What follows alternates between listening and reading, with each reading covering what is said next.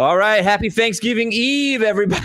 Look at Heath. Look at little Heath over there. He's at the kiddie table. Welcome to the show. It's Fantasy Football Today, presented by BetMGM, the sportsbook born in Vegas. I'm Adam Azer here with Dave Richard in studio. Happy Thanksgiving Eve, Dave. We're not going to do a show on Thanksgiving. We're doing a show tonight, me, Heath, and Jamie, the Thursday show.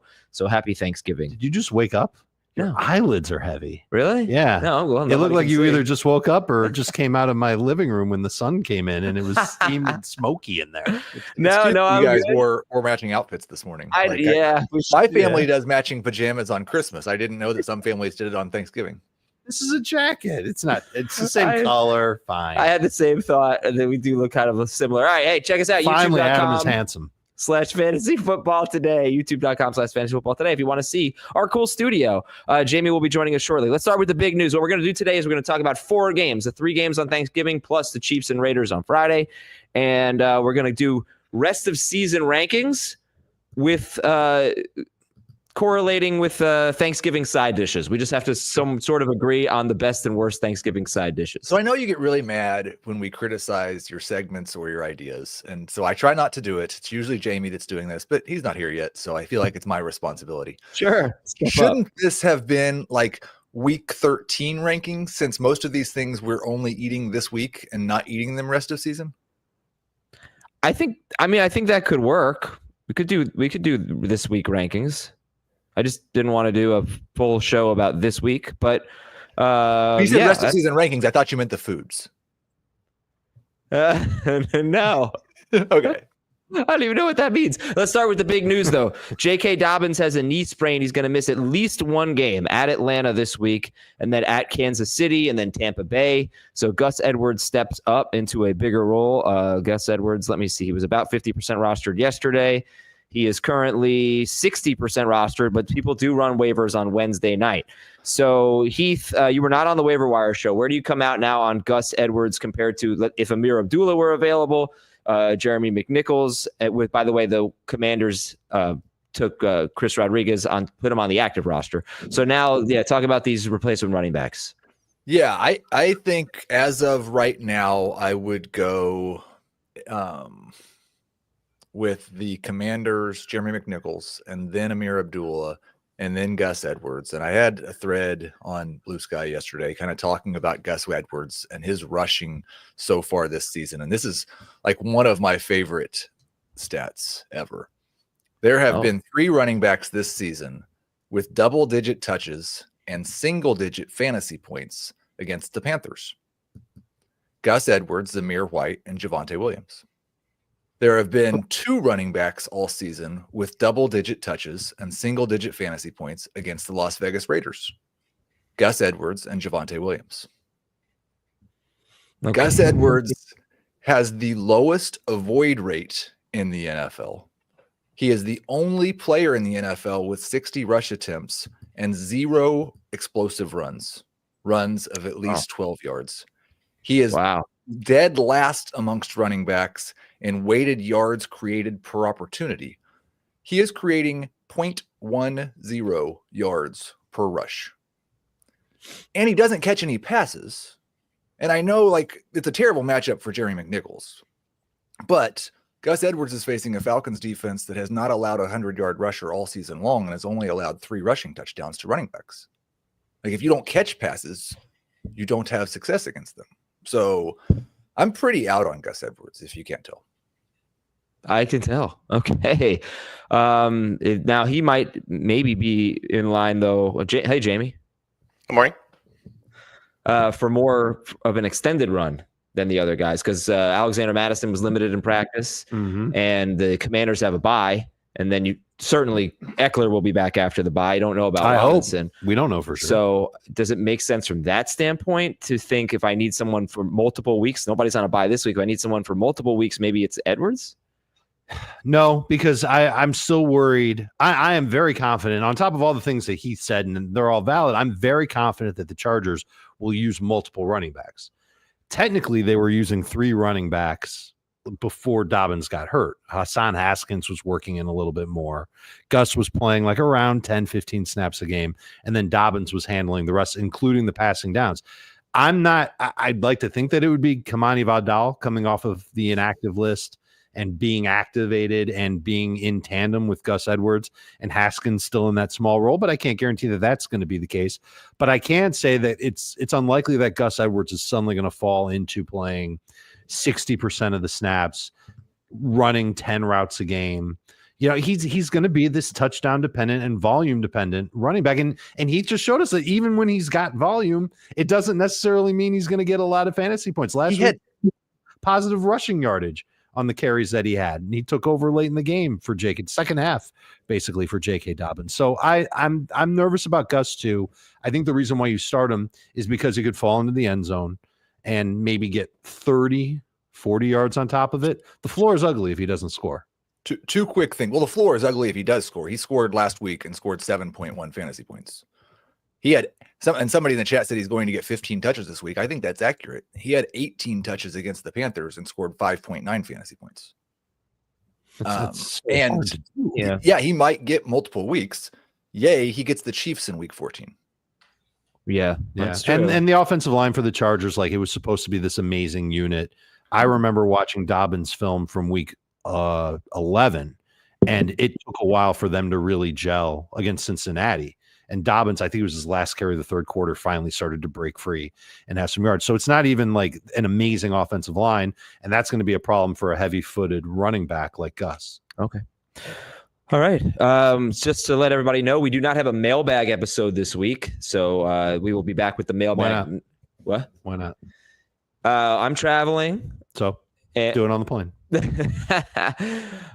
Also, Thanksgiving is a week where we really don't get many emails, so we'll get more next week. But every year it's like this, like people are traveling and whatever. So have a wonderful Thanksgiving, but there will be no mailbag. We'll come back with a mailbag next week. And we'll, of course, have the Sunday programming, 10 a.m. Eastern on CBS Sports HQ with Jamie and the gang, and 11:30 a.m. Eastern, youtube.com/fantasy football today. Me, Dave, and Heath will be answering your questions Sunday morning, 11:30 a.m., youtube.com/fantasy football today. Okay, so I wanted to do let's keep it rest of season, right? Rest of season side dish fantasy football. I'll give you 3 names and 3 side dishes, and we have to say who's, each side dish. I'm sticking with rolls is the worst. Okay, just regular plain dinner rolls is the worst in the group. Not necessarily bad, just the worst. And I like dinner rolls, but not on Thanksgiving. I have so many other good side dishes. So I had sweet potatoes in the middle and stuffing the best. And like I said, that's not even my call. I'm not the stuffing guy. I don't like stuffing that much, but everyone else loves stuffing. But Heath, you seem to, you know what? Actually, Jamie hasn't really gotten in here. So Jamie, give me 2 other side dishes. One that's mid, as they say, and one that is the best. Mid or terrible? No, terrible is going to be the dinner rolls. Unless you think that there's a more terrible side dish than roll. No, let's leave it. Please keep it simple. Okay, so mid is corn souffle. Okay. I would have loved to have tried some corn souffle. No, it can't be something that nobody likes. It's something that people like, but they don't love. Well, you like it, but nobody else does. So corn souffle. Okay. Something that's great. Mashed potatoes. Mashed potatoes, we agree. Mashed potatoes is going to be the popular really? side. The best side. So Jamie, I did want to ask, like, how much does it hurt your feelings that Dave and Adam are taking their Christmas card pictures today and we weren't invited? Happy holidays from FFT. Yeah. All right, so we good with rolls, corn souffle, and mashed potatoes? No, corn. Is there another one that we could do instead of corn souffle? A mid side dish, like green bean casserole? That could be good though. These are good. I really don't. These are good. They're just not the best. All right, we'll leave it at corn souffle. All right, so I'll give you 3 players rest of season. I did give you their schedules in the notes if you want to look. Who is the dinner rolls? Who is the corn souffle? And who is the cream of the crop, the creamy mashed potatoes? Anthony Richardson, Bo Nix, Jared Goff, rest of season. I'm also going to ask you not to care about the bye weeks because nobody's picking these players up or trading. So I want to know basically who you like the most, on a per game basis. Anthony Richardson, Bo Nix, Jared Goff. Go for it. I'll say Goff is the mashed potatoes. I'll say Bo Nix is the mac and cheese. Okay. And I'll say that Anthony Richardson is the dinner rolls. And I say that Bo Nix is mac and cheese. What? No, he's saying that Goff is Goff is his favorite. Goff's the favorite, but Bo Nix is better. He's better than corn souffle. Okay. All right, because he's really, really good, and he's really earned it. I am worried about eventually some letdown weeks. This is a rookie quarterback. There is such a thing as the rookie wall, and teams are going to be able to figure out Denver. And eventually Denver will be able to figure out their run game, and it's going to take pass attempts off of Bo Nix. I think Jared Goff still has the upside. I still think Jared Goff has the upside to be amazing from week to week, including this week. But that's how I would rank them rest of season: is Goff 1, Nix 2, Richardson 3. And as long as you guys can kind of wrap it up with a, concise non-food like Dave just did, then it'll be fine. But anyway, Heath, go ahead, rank them. Richardson, Bo Nix, Jared Goff. So Nix is the mashed potatoes because he's been fantastic basically everywhere, always hard to mess it up, and I think he's going to be great the rest of the season. I will say Anthony Richardson is the corn souffle because it can be great like this week in the right matchup, but if you do it wrong, man, it's awful. And I will say Jared Goff is the rolls because if you leave them out too long, they get stale. And in week 15 and 16, he's at Chicago and at San Francisco. You don't like Jared Goff outdoors. That was a clever way to go about that. Wow, that's surprising though. Goff last. All right, Jamie, how about you? How do you rank them? Richardson, Nix, Goff. Nix 1, Goff 2, Richardson 3. Okay, that works for me. Next up, Christian McCaffrey, Ken Walker, Chase Brown. Christian McCaffrey, Ken Walker, Chase Brown. Who's the boring dinner rolls that we're probably not going to eat on Thanksgiving? Who's healthy for the 49ers? I'll give him Purdy. I'll give him everybody. Everyone's healthy. Okay. You can start, Jamie. McCaffrey, Ken Walker, Chase Brown. How do you rank them? Chase Brown 1, McCaffrey 2, Walker 3. But I like all three. Yeah, like dinner rolls and corn soup. Well, if they're warm dinner rolls, they catch a lot of passes. Dave, how about you? I have the exact same order as Jamie. Chase Brown, number 1, CMC, number 2. But CMC is going to be closer to Walker at 3. Both those guys, I think they both need to show us something pretty awesome here in order to actually get on the plate instead of staying in a basket or whatever you put corn souffle in. A dish. At the dinner table. Yeah. Okay. Yeah. Heath? I think I'm going to go Chase Brown, Ken Walker, Christian McCaffrey. Oh, Walker over McCaffrey. Ken Walker is averaging 3.16 yards per carry in his last 6 games. We haven't really been talking about it. He's just not playing that well. He's playing like dinner rolls. So is Christian McCaffrey. Christian McCaffrey is. Yeah, and Ken Walker in those 6 games averaging 3.16 yards per carry. Also on pace, though, for 65 catches, 496 receiving yards, and 3 touchdowns. So he's doing that. But surprising. He's been a little he's kind of like pissing me off. Not gonna lie. Wow. All right, I got a food take when we come back, but first I got to tell you, if you haven't signed up for BetMGM yet, this is it. Let's do it. Use the bonus code FANTASY, and you're going to get up to a $1,500 first bet offer on your first wager with BetMGM. So here's how it works: you download the BetMGM app, you sign up using the bonus code FANTASY, deposit at least $10 and place your first wager on any game, and you'll receive up to $1,500 in bonus bets if your bet loses. Just make sure you use the bonus code FANTASY when you sign up. All right, so Chase Brown is the delicious mashed potatoes. What do we got next? When we come back, we'll do some more of this wackiness after this break on Fantasy Football Today.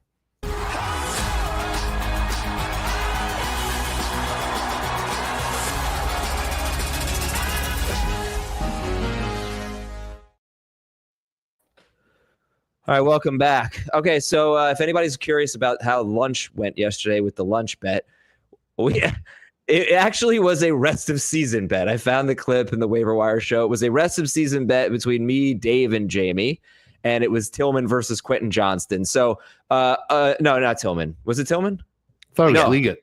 Liggett versus Quentin Johnston. Sorry. So nobody paid. We paid for our own lunches. And I would like to say, and I will not say the name of the restaurant. It was one of the worst burgers I've ever had. It was the worst burger I've had at a restaurant in a long time. I hated it. I thought the tater tots were even worse than the burgers. It was a bland, awful. It was one. Did you tell Dan this because it was Dan's recommendation? He'll probably listen. He listens to most shows.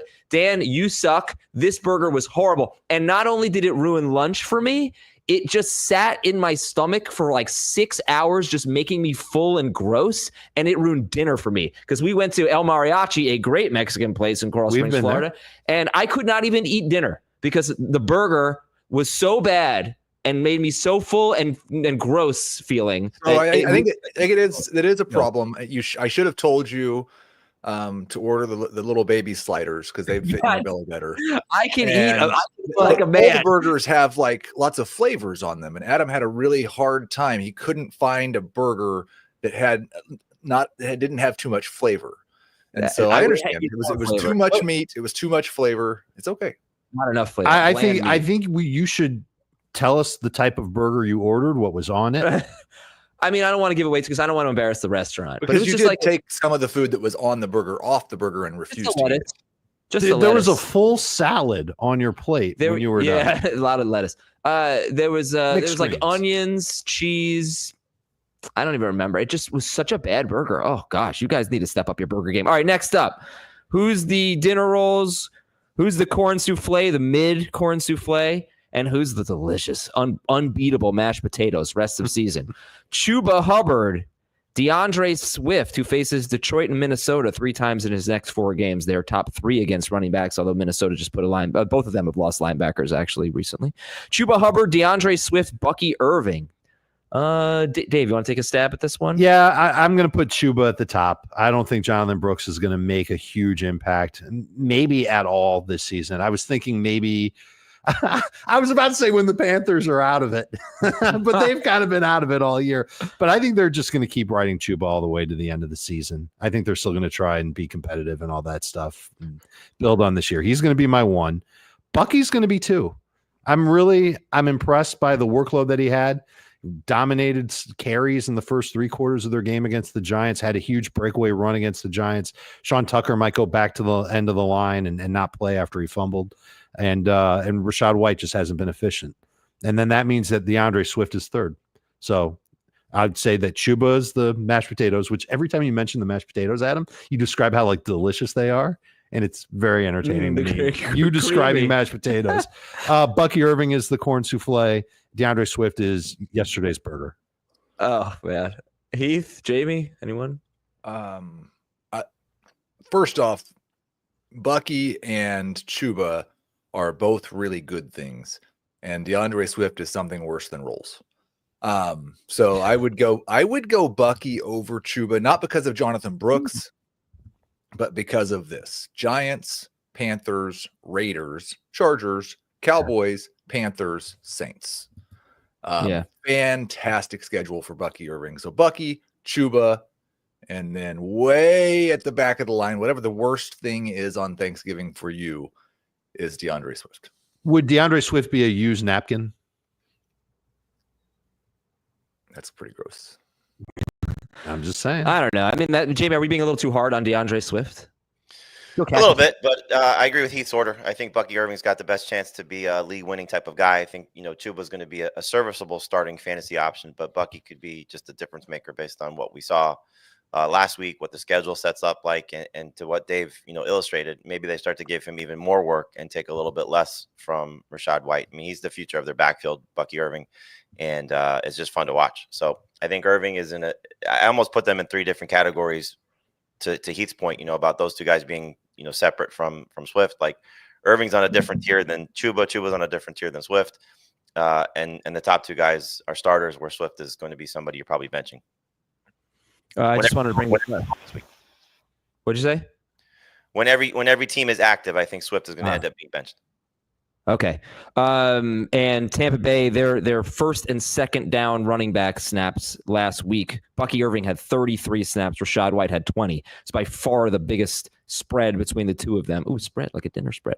Love it. All right, next up, let's go Malik Nabers, Jaxon Smith-Njigba, and Zay Flowers. Malik Nabers, JSN, Zay Flowers, rest of season. I think this is kind of a tough one here. Something I said on Beyond the Box Score, Malik Nabers is wide receiver 33 per game in PPR. in his last 6 games, or I think whenever Andrew Thomas went out, since he started struggling, 33 per game. So it's Nabers, JSN, Zay Flowers, Heath. Rank them food with food. None of these, they're all close enough. They're all just like different variations of mac and cheese. One of them has like 3 different kinds of cheese and maybe like some breadcrumbs and bacon on top. One of them's really, really like dry and from a week ago. And one of them's, but it's still mac and cheese, so it's pretty good. And then one of them's just regular creamy mac and cheese. But I would go Nabers, JSN, Flowers. Jamie? JSN, Nabers, Flowers. I have the same order as Jamie. It's in the trade chart that way too. Jaxon Smith and Njigba is first. Malik Nabers is second. Zay Flowers is third. I think JSN, and honestly, I almost feel like JSN's ascent is coming at the same time that Ken Walker's decline is happening, because you talked about how Walker was pissing you off. He is. JSN is not pissing anybody off, and he's getting a lot of good short area targets, some deep targets on top of it. This is a team that loves to throw the football. I almost feel like we should have seen this coming, and maybe one of us did, and I just don't remember. Huge. But JSN is absolutely the best one of the 3 right now. Huge prove it for me this week, because and Adam's talked about this for a couple of years. DK is bad against bad matchups. So when they play a good matchup like the Jets, does DK just give us 150 yards and 2 touchdowns, and JSN goes back to screen merchant? Well, but if Lockett's going to get 4 or fewer targets now, I think 4 games in a row, Lockett was just he was really good at the beginning of the year. Mm-hmm. They seem to be phasing him out, not intentionally or not. I feel like they both could be good, but for JSN, Jacob talked about it on Monday. He wasn't really being used downfield like he was in that one game without Metcalf, his huge game. It's kind of like a PPR play. You're just hoping for a lot of targets. He's in the slot all the time. I will do one more here, and we'll do tight ends.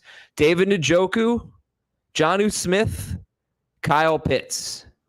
Njoku, Jonnu Smith, Kyle Pitts. Jamie, how would you rank them rest of the season?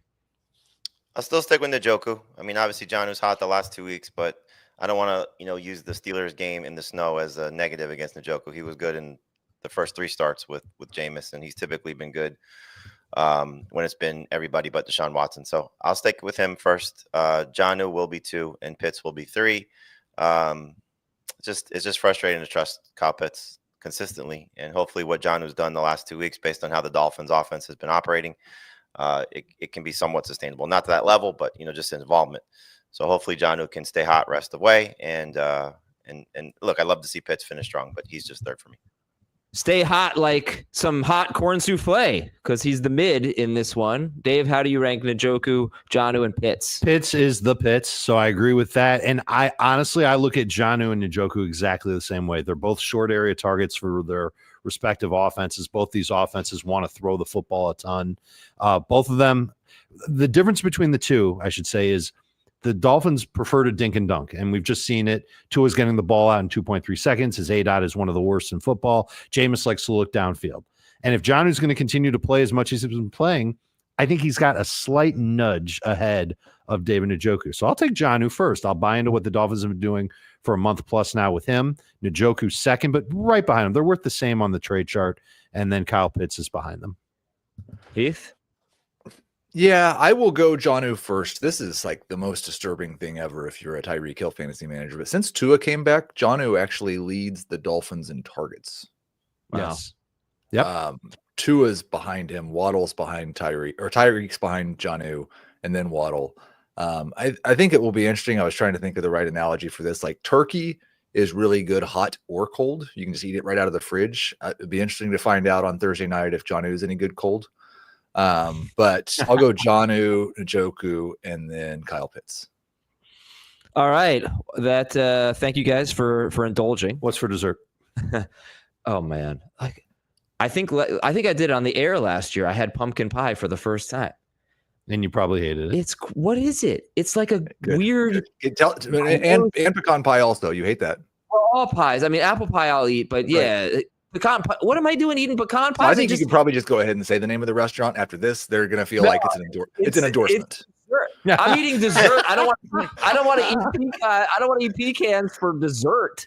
That's not a dessert. Oh, but it's good. It's delicious.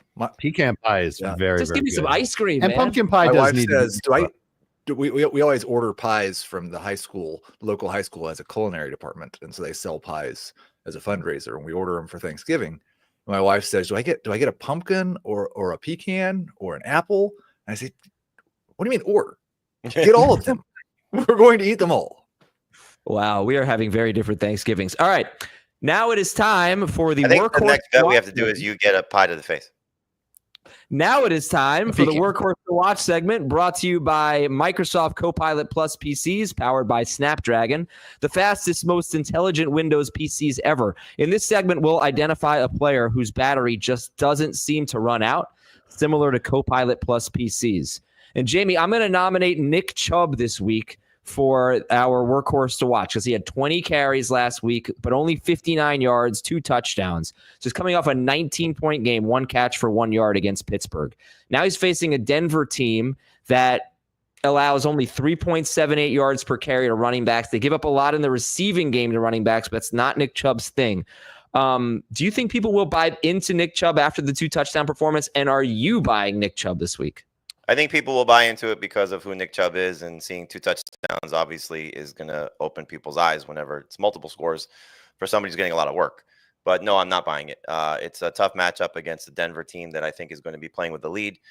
This is not going to be the setup for Chubb. So if he does not score, I don't think this is going to be a very good situation for him. And as you said, running backs in the passing game have really killed this team. So it's now 9 running backs on the season that have scored 6.8 PPR points or more with their receiving totals.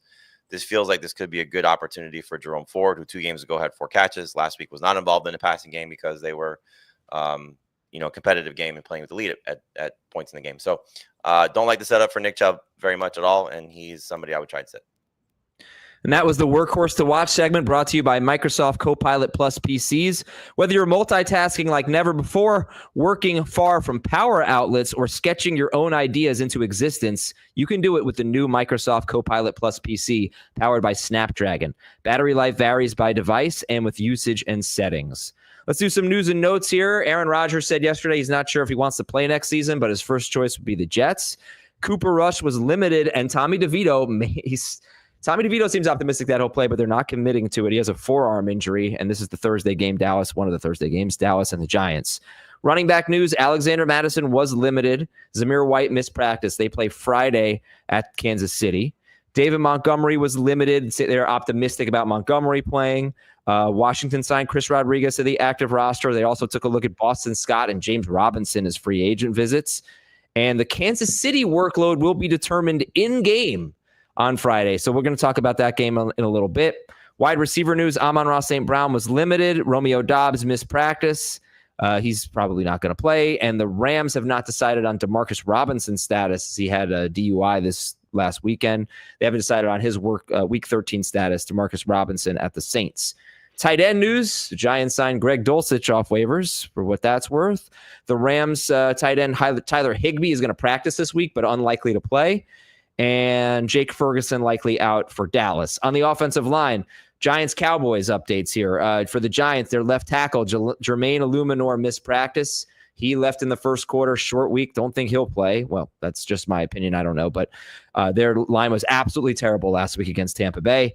And their right tackle, Evan Neal, is banged up too, but it looks like he's probably going to play. Dallas offensive guard Zach Martin likely out for the Cowboys. And Miami left tackle Teron Armstead. This one's kind of interesting. The fact that they're playing Thursday isn't great. He did play. He's been questionable, like leading right up to kickoff. Teron Armstead for the Dolphins. He played last week, but I think he played about 65% of the snaps.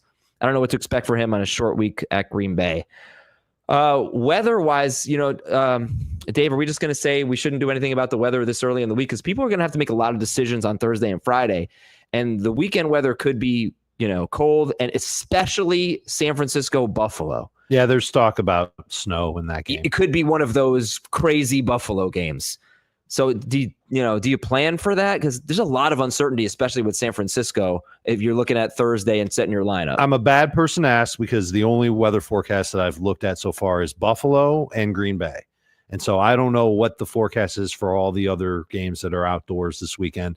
I know that there's some big thing coming to the Northeast. Yeah. That could impact games out there. So that's something that you have to think about. All right. Enough with it.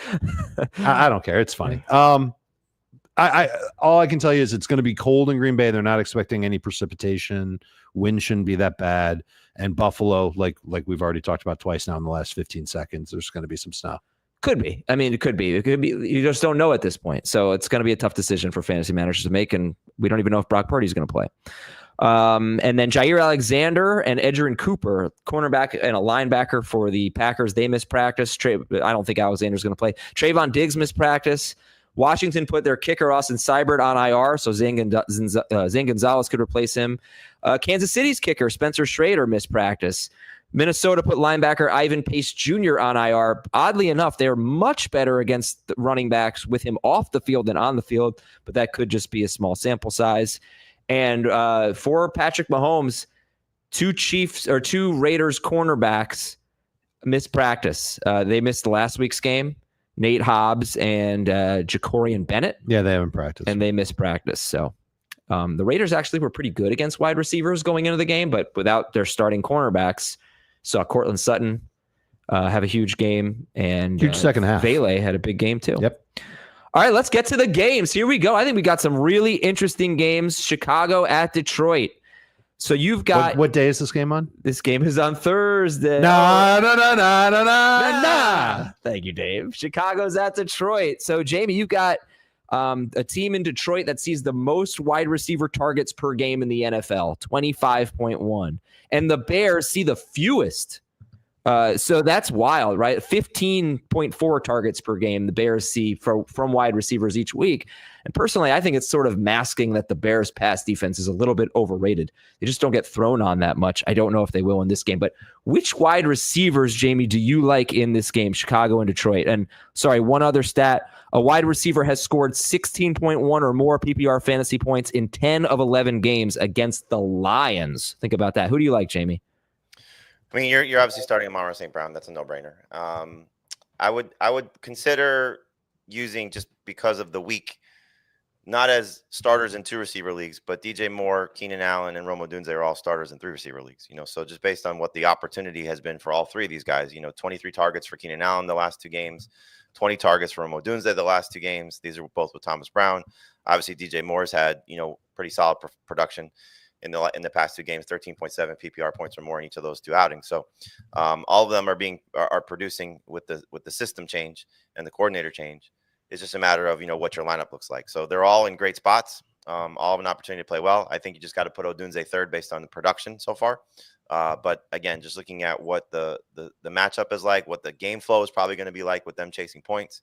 It's a good setup for all 3 of the receivers. And if you're desperate, Caleb Williams is not a horrible quarterback this week. I just think he's going to have some turnovers compared to what he did last week when he was somewhat mistake-free. Apple turnovers? Please. Thanksgiving. Do people eat that on Thanksgiving? Heath, your thoughts on the passing games? Yeah, it's I've got Goff and Caleb back-to-back as borderline QB1s, high-end QB2s. Love them in a super flex league. I agree with Jamie. Amon-Ra is the only must-start wide receiver. I think you can put DJ Moore, Keenan Allen, Rome Odunze, Jamison Williams in a hat and draw names and be just as apt to pick the correct one. I have another, all the opportunity stats say a huge breakout is coming for Rome Odunze. The targets have been there. The production was even worse last week, so it's hard to believe it. But his big problem this year is that he scored 1 touchdown.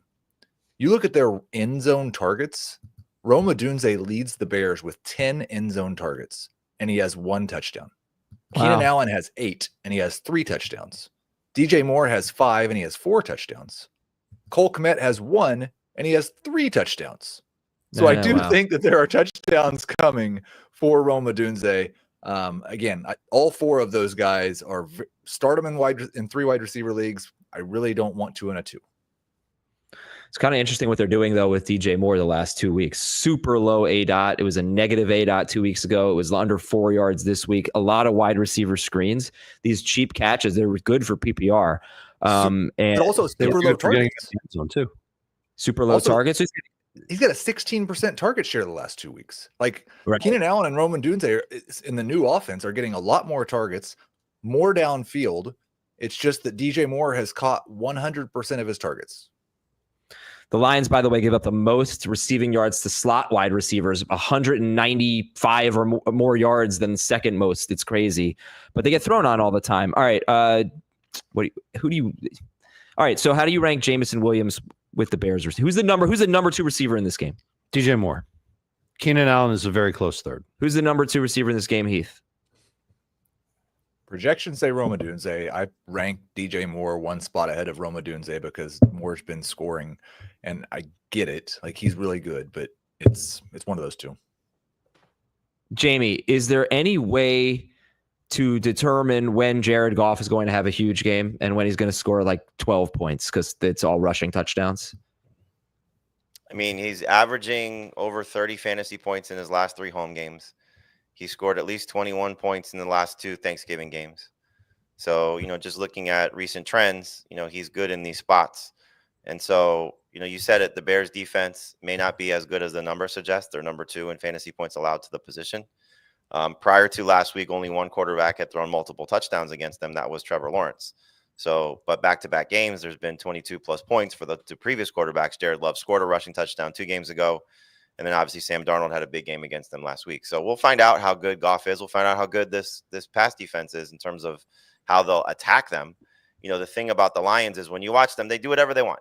They could play bully ball and beat you up with the run game. They could obviously, beat you up in the passing game. You wonder if St. Brown's injury is really something to be concerned about. Then do they just come out and beat you up with the run, get their win, and go home? And I think probably like what Heath was talking about when ranking the quarterbacks, like that's the fear with Jared Goff almost on a weekly basis. It's like they could do whatever they want to from a running perspective. So we'll see how they operate. I do sort of have this thought in the back of my mind following the 5 interception game when Jared Goff was a legitimate MVP candidate, and then they come back and they have the 4 touchdown game against Jacksonville. Do they make a push to put him back in the MVP race that feels like is wide open? I mean, Lamar Jackson's up there. Josh Allen's up there. Saquon Barkley's now up there. And when you look at the odds, Jared Goff is still up there. So if he can have an island game with 3 touchdowns, 4 touchdowns where everybody's watching, that may change the perspective a little bit of where Jared Goff stacks up in this, if that's something that they want to do. And I do think that if they want to do it, he can do it. So he's QB 12 for me. He's a starter if you've been starting him. Not necessarily a slam dunk, but it's not a matchup I think that you should be running away from, despite the fact the statistics say you should. All right, Jared Goff or Bo Nix against Cleveland? I moved Nix over Goff this morning. Nix for me. He's just too hot. Nix for me. Jared Goff or Kyler Murray at Minnesota? Goff. And Heath, by the way, at the end of this game, I don't have access to the chat. So if you want to find some questions from the chat specific to this game, but we have more to talk about here. Jahmyr Gibbs is a must start. Any hesitation, Dave, with David Montgomery? No, every indication is that he's going to be okay. It made sense for them to limit him in the second half last week against Indianapolis. They had a big lead. He wasn't 100%. He's going to be limited in practice. It's a short week. I don't think it'll be his best game of the year, but he could be in that 13, 14 point range, whether it's PPR or not, and still be good. High end number 2 type of fantasy running back. Yeah, and I think one of the reasons why people don't throw on the Bears is because the Bears' run defense isn't that good. It's so I think, terrible. Yeah, I think the Lions will have a lot of success there. Montgomery or Bucky Irving? If it's PPR, I think I like Bucky. Yeah, Bucky. No, okay. Montgomery or Jonathan Taylor? I've got him Taylor, but their profile is the same. And if you want to just buy into who's going to score a touchdown, you can bank on Montgomery more so than Taylor. Right. Who do you guys like? Do you like either tight end this week, Dave? Nah, with 0 teams on bye, yeah, it's really hard to feel good about either one of them. I would try and get away from them both. And then finally, I think we're just left with the Bears running backs. Jamie, how do you feel about the Bears running backs this week? Don't trust them. I mean, Swift is hopefully going to be involved in the passing game. We just haven't seen that in the last 2 games consistently, with the coordinator change, was something that I thought would happen. Revenge game is clearly there for him, but I don't know if that necessarily matters against a defense that's so good in stopping the run. Under 60% snaps the last 2 weeks for Swift in the coordinator change. So, again, could it be the groin injury? He had the groin injury 2 games ago. Apparently during the game, came into the game last week dealing with it in practice. So that could be a factor. But Roschon has stolen a touchdown each of the last 2 weeks. So just given the matchup, no team's on a bye. I think he's a flex at best. If you can bench him, I'd bench him. And he's really struggled in tough matchups too. And over the last 3 weeks, the Lions' run defense has been so good, incredible. They figured out how to get it going without Hutchinson on the field. Remember, there was a couple weeks ago I was saying with Hutchinson out, they weren't as good, and they've really turned it around. Part of it's because of who they've played, but then last week they really showed it against Taylor. But how good were they? They were great against Mixon. He had like 25 carries for 46 yards. It's true. And that's when they really started to turn the corner. That's Taylor, when they proved it. And then Taylor, it's a combination of his offensive line and just I don't know how great Taylor is, but I want to give credit to the Lions defense. They've really played great. Chicago's offensive line isn't amazing by any stretch. Swift is going to have a hard time. All right. I think those short targets for DJ Moore hurting DeAndre Swift. It's the short targets. Many short targets for him. You want Thomas has done a great job here and started. Let me ask you. Oh yeah, one question, Heath. Who would you rather start, Jameson Williams or DeAndre Swift? Jameson. Yeah. Okay. Yeah, I'm encouraged. Like Jameson's had a 21% target share, right around there. Target per route run rate. 3 straight games. And ADOT's lower, being used in a better way. Mm-hmm. It's just, again, like Jamie said, the Lions can do whatever they want. I'm hoping that they're in the spotlight, that they're just going to destroy. They're not shy. They'll be up 40 points in the fourth quarter and have their starters in. I'm hoping that they really just destroy I don't care who wins, but just really put up their best showing. Okay, go ahead, Heath. DJ Moore a must start over Garrett Wilson. No. I say no. Goff or Herbert. Herbert. I've got Herbert just barely. I think I'm the low guy on him again. Goff or Darnold. Goff. I do have Goff over Darnold. I've got Darnold just a little bit higher. J-Mo, Sutton, Brian Thomas, or Jawan Jennings? Sutton. Agreed. Give me a little Sutton. All right. Thank you. That was easy for me. Montgomery or Jennings? Montgomery or Jennings? See, that like this, you have to take into account all the variables with San Francisco. Yeah. Yeah, if we don't have any indication that Purdy's going to play, and if it's going to be a total blizzard, then it's Montgomery. And if it's not PPR, it's Montgomery anyway. Okay, and we're going to take a break here. We have 3 more games to go. It's going to be a long one. All right, let's. We'll be right back. Spend 20 minutes on Thanksgiving side dishes. Yeah, exactly. We'll be right back on Fantasy Football Today. By the way, the Lions DST, you can start them. We'll be right back after this. CBS Sports HQ, giving you college football coverage unlike anyone else. We're talking Big Ten. Pre- and post-game coverage. Are you encouraged with the way that this team responded? Along with breaking news. A lot of movement in the rankings this week. Highlights and expert analysis. That streak could be in jeopardy here. Sure. What was your main takeaway from this game? How impressive was his domination? That really changed the football game. Let's go ahead and have some more fun. Another wild ending. The chaos continues. Turn to CBS Sports HQ. Welcome back. Okay, so Heath, I'm going to let you start this conversation about the Dolphins at the Packers on Thursday night. So obviously weather is a consideration here. You have Tua 21st. Dave and Jamie have Tua as like around 14th, 12th, something like that. So do you want to start anyone on the Dolphins other than Devon Achane? I think you're starting both Tyreek and Jalen Waddle if you're in a 3 wide receiver league. In a 2 wide receiver league, I want to start Jonnu for sure. Jonnu's a must start tight end. Achane's a must start running back. And listen, this type of weather doesn't matter 75-80% of the time. I think the Dolphins are 0-11 in their last games below 40 degrees. Last 11 games below 40 degrees. And for most of the country, they hear 26 degrees, which is the current forecast for kickoff. And they say, the guys start running around. It's not even going to feel that cold. But people were wearing puffer jackets and stocking caps down here when it dropped into the 50s. Like I grew up in Kansas City. I came down here and laughed at people the first year of soccer practices because it got into the 60s and people were wearing coats to soccer practice. And I thought, well, I was here for 10 years and now I'm doing the same thing because it does change things. And the Dolphins have not been good in cold. And so I don't want to start Tua, and I'm only starting Tyreek and Waddle in 3 wide receiver leagues.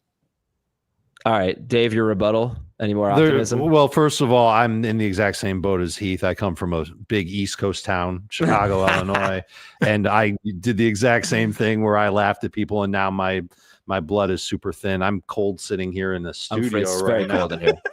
So it's problematic. I'm nervous about the Dolphins offense outside of Achane and Jonnu Smith, as silly as it sounds. But this is how their offense operates. Tua gets the snap, Tua throws the ball. It's that fast. And the ball's going anywhere from 10 yards or closer to the line of scrimmage. Any downfield route that either of those wide receivers, Tyreek or Waddle, runs, it's for decoy purposes. It's to open up something underneath. It's to open up a running back or a tight end in the flat and to get them to get yards after the catch.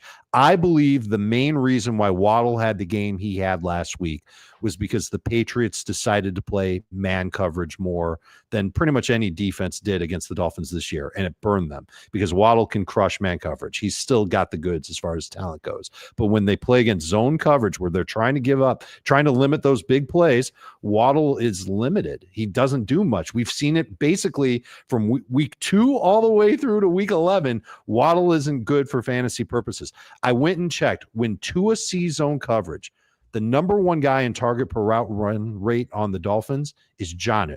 Number 2 is Achane. Number 3 is Tyreek. Number 4 is Waddle. Waddle's target per route run rate, Heath, you can tell me if this is too low, 14.5%.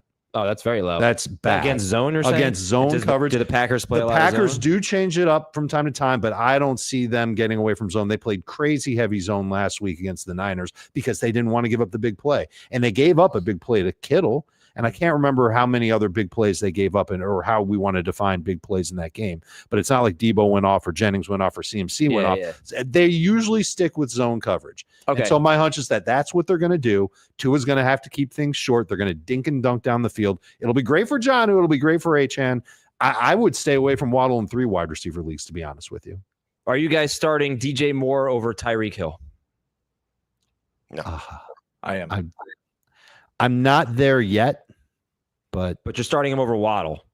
Yeah, I'm starting DJ Smith over, or DJ Moore rather, over Waddle. I don't know who DJ Smith. I don't know who DJ Smith is. One other thing is it's not just cold because it hasn't been cold at Lambeau all season, and they've allowed one quarterback at Lambeau to score more than 20 points. They've allowed one quarterback in the last 7 weeks to score more than 16 points anywhere. The Packers. Okay. And the Packers pass rush isn't that great, but it doesn't matter because the Dolphins just get the ball out so quickly. All right, let me speak. Would you rather have Caleb Williams this week? Probably not going to play. Just keep that in mind. Who? Yeah, Jair Alexander's probably not going to play. Would you rather have Caleb Williams this week at Detroit or Tua at Green Bay? I have Tua over Caleb, and I'm not sure I'm going to stick with it. Like, that's how skittish I am on the Dolphins passing game. And it's Caleb for Heath. Start Achane. So Tyreek Hill is number 2 receiver. I think number 3 receiver for at least one of you. I used the rankings yesterday. I know they change a lot, but he's 33rd right now for Heath, and he's top 14 for Dave and Jamie, and he's 33rd for Heath. So big difference. It's probably too high, to be completely honest. Look, I mean, they're not throwing the ball. How hard is it to throw the ball 4 yards, right? Like, you could do that. They want to just That's fine, but he doesn't get the majority of those targets. But he did. He had, like last week, he got a little bit of Christian Gonzalez, and I think they just wanted to throw at the other crappy cornerbacks on New England. I saw Gonzalez on Waddle a bunch, too, in film. Not as much as Tyreek. Maybe not, but there was still plenty of that. All right. So, okay. Anyway, Dave and Jamie have Tyreek Hill as start. Heath has him 33rd. I will just say he's wide receiver 41 on the season per game. He's wide receiver 30 since Tua came back. Okay, so like that's what matters to me. Just the fact that he's not even a top 24 wide receiver with Tua. Okay, well, since Tua's come back and Tua's been playing great. I don't want to hear that because I told you Malik Nabers is wide receiver 33 per game in his last 6 games. Dave's got him 14th, Jamie 20th, Heath 9th. So, it's not always that simple, right? But all right, we'll talk about another guy who might be just too high. You guys do like Jonnu Smith. Well, I think the difference is, though, that Malik Nabers gets a ton of targets, and it seems like he's bound to do something with them. Mm-hmm. He has a good yeah, he's had nothing. He's had honestly nothing but good matchups. Every single. Well, he's going to do it against the Eagles. Okay, they weren't good. Okay, against the Commanders. Oh, okay, against the Panthers, it'll be great against the Panthers. Stinks against everyone. Jordan Love, starter sit. Jamie. Very similar to Tua. Dolphins defense has held its own. With some tough matchups of late as well. Not necessarily Drake May, but we saw what they did against Matthew Stafford, who was hot coming into that game. Love hasn't exactly been lighting things up either, and so. To me, they feel somewhat similar. There's the potential for a shootout here. There's the potential for a low-scoring game here. Just based on the weather. So I kind of feel the same about Jordan Love that I do Jared Goff. You've been starting him all this time. I'm not making a move to go get somebody different unless Bo Nix is sitting on the waiver wire for example, or somebody dropped Baker Mayfield going into their bye week. But I don't have huge expectations for him. I don't think there's going to be a top 5 performance for him. We'll see how they replace Romeo Dobbs. This feels like a game where both running backs can dominate. So Devon Achane can have a big game here, and obviously Josh Jacobs, what we saw last week, can be huge against the Dolphins too. Would you guys start Anthony Richardson over the quarterbacks in this game? Easily. Not me. Yep. All right, 2 out of 3 say yes. All right, so the Dolphins' run defense has been phenomenal lately.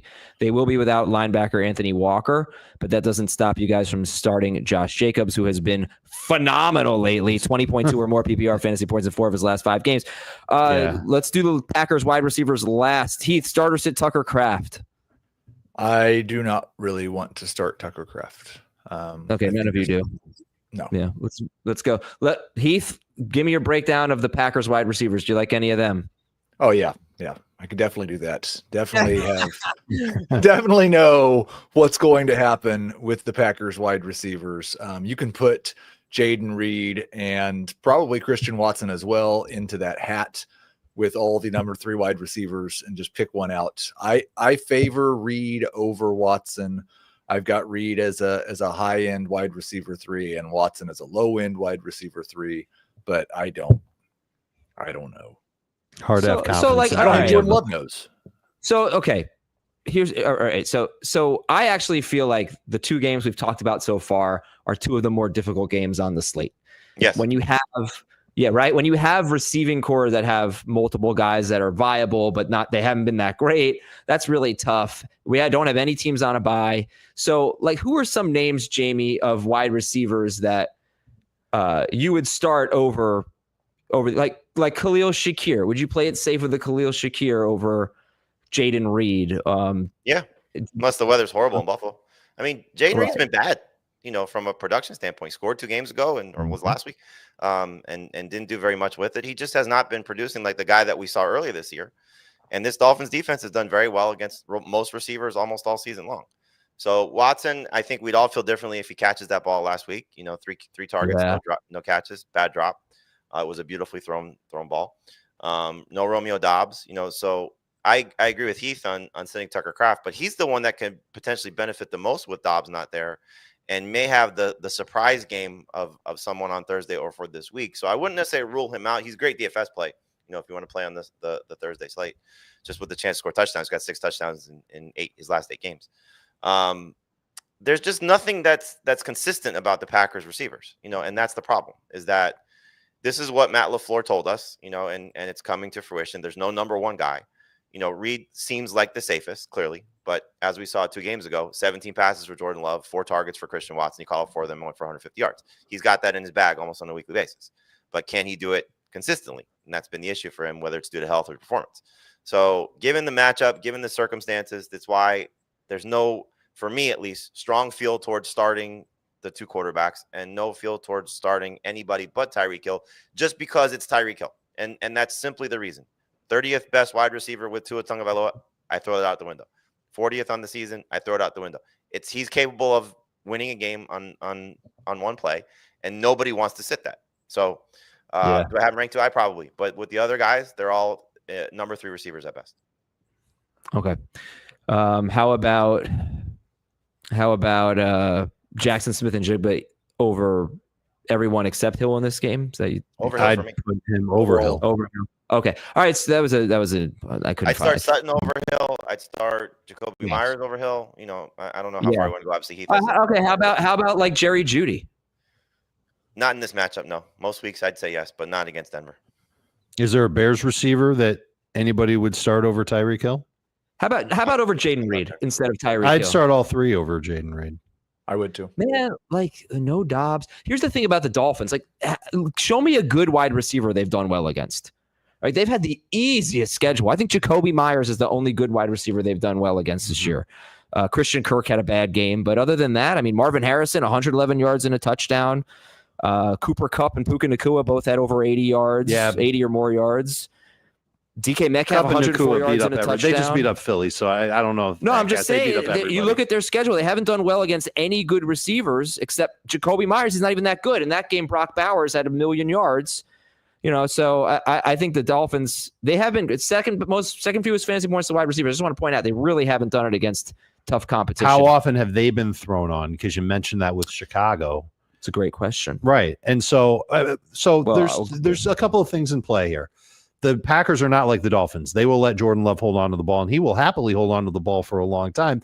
And I like what I've seen from the Dolphins pass rush over the last couple of weeks. Oh, yeah. Sealer's been good, but Chop Robinson has really come on, and they can generate something there. And that offensive line for Green Bay might be a little overrated. And Josh Jacobs, you said phenomenal. He's been amazing. Why would they get away from that in this matchup, especially in the cold and all that? Sorry. I think that this could be a low volume game again for Jordan Love. And that's what worries me. And if they somehow fall behind, that pass rush could be a real problem for Jordan Love. Sorry for interrupting. Dolphins pass rush had been struggling, but last week, 41.3% pressure rate against New England. All right, we'll leave it at that. And that was New England. Let's be honest. That offensive line isn't very good. We'll leave it at that. And does anybody want to start a DST? No. Like from this game? Yeah. Or just in general? Packers. I'd really rather not start one at all. Right. Yeah, same. Giants are at the Cowboys. It's the game. I don't have the music, so this is not even close. No, it's not. This is the game you turn off when dinner's served. That's a terrible song. I'm sorry. Yeah, stat of the game. That's why you sing. Rico Dowdle has 19 to 20 carries in the last two Cowboys wins.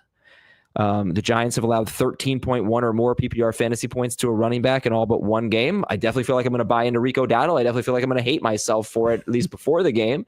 Hopefully that hopefully comes through. So, Jamie, I'll start with you. If we compare Rico Dowdle and Tyrone Tracy to all of these wide receivers that we've been talking about, except for Tyreek Hill, I don't think people are going to start them over Tyreek Hill or obviously Amon-Ra St. Brown. How do you feel about Dowdle and Tyrone Tracy compared to the Bears wide receivers, Jamison Williams, Jalen Waddle, the Packers wide receivers? Dowdle for me is the best of the guys that you just mentioned. I think he's going to have a big game against the Giants based on what we saw with their run defense last week and how much work he had last week for the Cowboys. It looked like there was a serious commitment to him in what I would consider to be a tougher matchup than what he's facing this week. And I thought he delivered a strong game. Tracy's a little bit tough to trust right now. You know, he should have a great opportunity here to play well based on the season statistics for the Cowboys. Now, their run defense did better, but how much of that was both running backs getting hurt? Clearly, Eckler was late in the game, but Robinson going out, I'm sure that changed the entire tenor of it. Robinson was my start of the week last week, so I expected him to run well. The fumbles, though, you got to be worried that, is he going to get punished? Is he going to get punished? Certainly if he fumbles again. We saw it in the game last week. So I would start Tracy if I have him comparatively to some other running backs, but based on what these receivers could do, like the Bears receivers could all have a chance to go off, especially if, looking at how Heath has it ranked, if Odunze is going to deliver based on what Keenan Allen did last week and based on what DJ Moore's done the last 2 weeks, like there's a chance for all three of them here to be successful. So the Bears receivers, I would start over Tracy. The Packers receivers, a little bit tougher to trust. Jalen Waddle is obviously tough to trust, so I'd probably stick with Tracy there, but I think Rico Dowdle's in line for a good game. Certainly seems that way. Okay, Giants run defense is just awful. Dave, how are we feeling about Nabers and Lamb? Volume is going to be key for both of them. I like Lamb better. I like that Lamb has been anywhere from decent to good with Cooper Rush now in the handful of games that they've played together. I am very scared of any Giants player this week. Nabers is a number 2 wide receiver by default, but it's just because he could get double-digit targets and fall into solid production in PPR leagues. That offensive line was terrible last week. It's going to be terrible this week. Cowboys pass rush has gotten much better. They've been much better as a defense overall since Micah Parsons has come back. Not a shock whatsoever.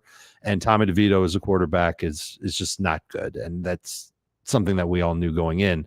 But putting him behind that offensive line with both tackles playing terribly and Illuminor got hurt, I don't want to trust Tracy. I don't really want to trust Nabers as anything more than like a low end to middling number 2 fantasy wide receiver, even in full PPR. Would you start Dowdle over Nabers? I'm not there yet. But and Dowdle, like I get everything Jamie said, and I agree with it. And the matchup is excellent for him. But with the offensive line not strong for Dallas, I've got some concerns about Dowdle. And I almost feel like I have him ranked too high. He's in my top 24 among running backs. And I feel like that's a little too high. And Zeke still gets to jump in the oh the yeah. pot, right? Oh, that really could happen. Dowdle has 0 rushing touchdowns this year on 112 carries. Oh, I hate that. He also has, pretty regularly he's getting 3 catches, around 3 catches. So that's good. All right, I think most people are still going to start Malik Nabers, but I think the stat that really blew me away with Malik Nabers is that he is averaging 1.6 yuck per catch in his last 6 games. It's terrible. Like, how is that even possible? I can't wait for next year. There's got to be a quarterback. I guess he never scores. They're the lowest scoring team in football, and he's not doing anything after the catch, and they never throw it deep to him either. No big plays. All right, to sit the quarterbacks. By the way, we don't even know. Better or worse if Drew Lock starts though. Yeah, I was going to say we don't know what's going to be another problem. I feel the same. I do think just remembering the last 2 weeks of the Cowboys playing better against receivers, like Nico had that screen for a long touchdown called back. McLaurin had that dumb touch. Like, you don't have to have a pass 30 yards downfield to score against this defense. They still do dumb things sometimes. Nabers might have an 80-yard touchdown in this game. It did help them though, getting Deron Bland back. Yeah, Deron Bland's back. They've been better. Honestly, they've been a little bit better since Micah Parsons came back a couple weeks ago. They had a bad fourth quarter against the Commanders. Like, speaking of Micah Parsons, the Cowboys are still available in 40% of leagues. They're my number 1 DST this week. They are not available in any of my leagues. I put in those claims. They are available. I saw the Bills DST available in some leagues. They could be really good this week under the right circumstances. All right. Anything else here? Schoonman. Jamie, starter sit Luke Schoonmaker. I would sit him. I mean, for whatever it's worth, this Giants team has been really good against tight ends. It happened again last week with K. Dotton. I don't know if it's a lack of targets, a lack of production because of a lack of targets. Just tight ends have not done well. Zach Ertz had 2 terrible games against them. I forget the list of guys. I just remember that Ertz was, somebody that I said sit at the time. Well, Jake Ferguson, he had 7 for 49 on 7 targets, and that was, I think, the best PPR game that anyone's had against them. There you go. There's not, and I don't know if Jamie agrees with it. Like, if I picked up Schoonmaker to stream him last week, there's not a streamer this week that I like better. So I'm probably just starting him again. Yeah, I would hope most people who picked him up did it with 6 teams on a bye. Right. And looking at everybody back, like, you can certainly make a case for Schoonmaker over Laporta and maybe even Pitts and some of these other guys that have been struggling. I just think, if he doesn't have that big play, he had a really bad stat line. Only 2 tight ends have had more than 4 targets against the Giants. So that's pretty much it. Yeah, Jatavian Sanders. Okay, let's get to Las Vegas at Kansas City on Friday. Stat of the game. There have been 8 wide receivers with 7 to 10 targets against the Chiefs. 7 of those wide receivers have scored 14.6 or more PPR fantasy points against Kansas City. If you get 7 to 10 targets, almost always do well, very well against Kansas City. The only exception was Zay Flowers in week 1. So Jacoby Myers, does he get 7 or more targets? He's done that in 6 of his last 7 games. That's kind of my favorite wide receiver on the show. Besides Amon-Ra St. Brown, I think. Lamb? Oh, Lamb. Man, there's too many games today. I know. Okay, But he's we a like- start, though. We get it. Like, Yeah. he's very good. He did well against them last time. He gets a lot of volume. It's a good situation for sure. It will be interesting because they've been so bad against tight ends, but they made it like their focus against the Raiders last time was stop Bowers, and Bowers still scored 10 fantasy points. But I think they'll let Jacoby Myers have his to stop Bowers. I think I personally think the Chiefs have struggled since they lost Jalen Watson, their number 2 cornerback. But so it's really only relevant for Jacoby Myers. But Myers and Bowers are starts. Does it even matter who the running back is? Are you guys going to have, Dave? Are you going to have a Raiders running back in the top 30? No. And the fact that Madison was practicing early on in the week just tells me that he could be the running downs guy and Amir Abdullah could be the passing downs guy. And there goes I don't know if it really was going to mean anything that Abdullah played as many snaps as he did, because he still only had like 13 touches last week.